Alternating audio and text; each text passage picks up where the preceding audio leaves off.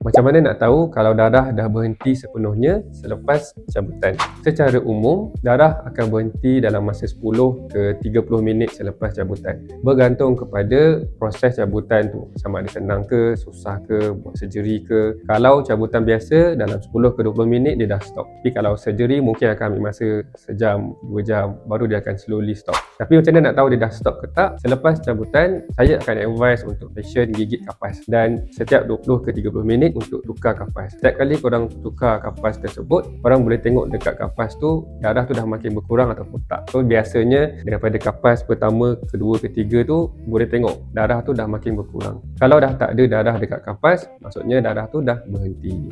Tetapi kalau korang perasan darah tu dia tak stop 3-4 jam kan, ataupun darah tu makin banyak, korang kena pergi cepat-cepat refer balik dekat doktor yang buat cabutan supaya dia boleh check dan bagi rawatan yang sepatutnya.